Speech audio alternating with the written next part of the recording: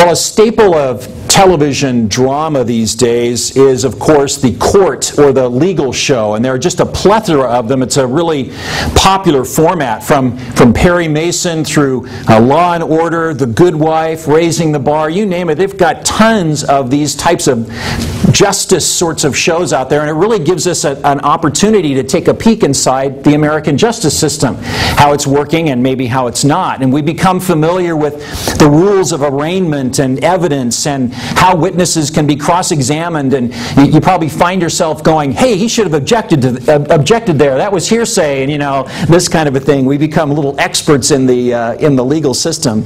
And what we don't realize is that a lot of the foundation for the American justice system and our laws and how our whole law system came about actually comes from Old Testament law.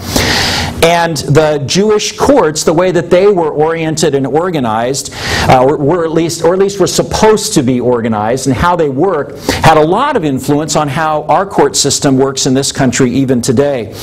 We find some of that in the book of Deuteronomy. We'll look at Deuteronomy chapter 19 a little bit this morning. Deuteronomy contains several chapters, in fact, that are devoted to the legal process in Israel. And especially chapter 19 deals with the area of witnesses and what happens to a false witness. Now, what happened is that the rabbis took the law of Moses and they applied it to how life was supposed to go in Israel.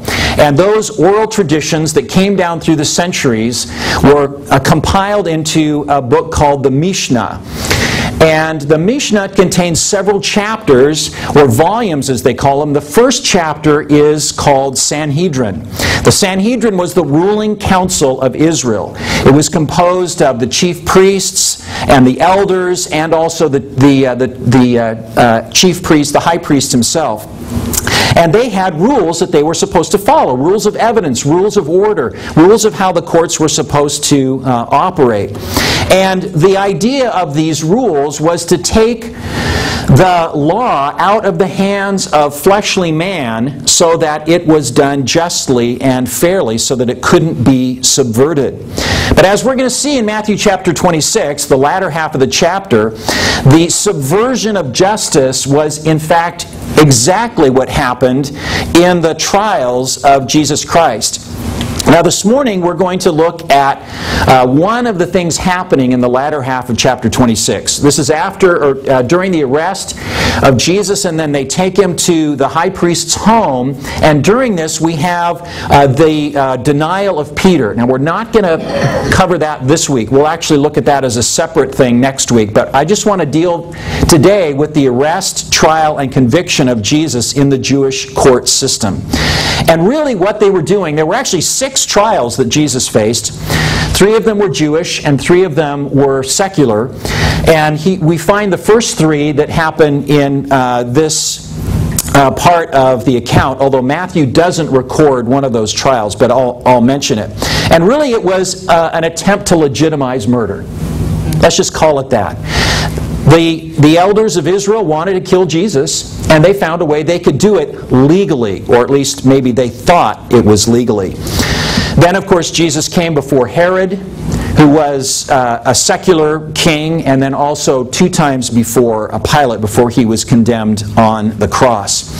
And the question comes to my mind, why would God allow this to happen? Okay, we know from studying the Gospel of Matthew that Jesus' focus was to come to earth as a perfect lamb and then give himself as a sacrifice for all the evil in the human soul. So why did he have to go through all this? Why couldn't Jesus have just come, maybe gone to the temple or something and laid on the altar and given himself as a sacrifice, and then it would be done? Well, there's something in God's redemptive plan that calls for the condemnation of Jesus by people on earth. So we'll see that as we go through this. So let's begin in actually verse 47 of chapter 26 of Matthew. And while he was still speaking, Judas came, one of the 12, and with him a great crowd with swords and clubs from the chief priests and the elders of the people. Now the betrayer had given them a sign, saying, "The one I will kiss is the man. Seize him." And he came up to Jesus at once and said, "Greetings, Rabbi." And he kissed him. Jesus said to him, "Friend, do what you came to do." Then they came up and laid hands on Jesus and seized him.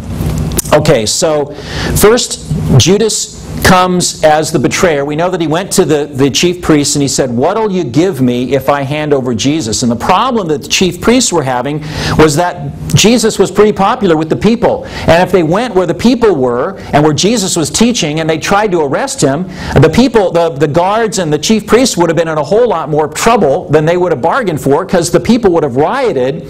And riots were a really bad thing anyway, because the Romans were always watching them. And so they had to find a place in private, and Judas gave him that spot because he knew Jesus loved to go to the Garden of Gethsemane to pray. And so he said, "What do you give me?" They gave him 30 pieces of silver. And so Judas now takes the role of the accuser in this court battle. Now, he doesn't follow through with that role, but that's where he is at this point. He's the one who is delivering them. He's kind of charging Jesus. And so he goes to the chief priests and the elders, and he says, "I'm going to give you a sign. The one I kiss is the one." Now, the kiss, of course, was a common greeting in that culture, still is actually to this day. So he would have gone up and he called him Rabbi, and it was a term of respect.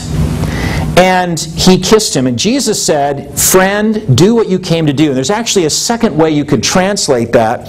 The other way could be, "What have you come here for?" Very interesting. I think in the second interpretation, Jesus may have been calling out Judas, kind of like God did to Adam and Eve in the garden. "Adam, where are you?" He wanted Adam to recognize where he was, and that is out of fellowship with God, in sin and in subjection to sin. So it's like God is saying to Judas, "What are you doing here? I want you to acknowledge that you are betraying the Son of God right here." Now, in the first interpretation, "Friend, do what you came to do," it's interesting because he calls him friend. Now, I don't know about you. Jesus knew Judas was going to betray him. You know, if you'd have been Jesus, don't you think as Judas would have approached him, he would have gone, "You, cloud of smoke," boom, and Judas would have been nothing. He didn't do that. In fact, he called him friend. Mercy, right to the very end. It's like, Judas, what are you doing here? Jesus, as God, his hand is always held out in mercy. Always. It's just incredible until every avenue has been gone down, and Judas, of course, did not respond at all. Now, just a little tiny side note before we move on here. Sometimes, believe it or not, and this may kind of be a little shocking, I think we sometimes play the role of Judas in the lives of others, and we deliver betrayal with a kiss. How does that happen? You may be harboring ill feelings in your heart towards somebody else. You may be feeling like they have dissed you, they have put you down, your pride has been hurt, you don't recognize that it's your pride, but you just know you're mad at that person. And you subconsciously go about trying to find ways to put them down, to push them underneath you. Now, I know that doesn't happen here in this fellowship, but it does happen in the lives of other Christians.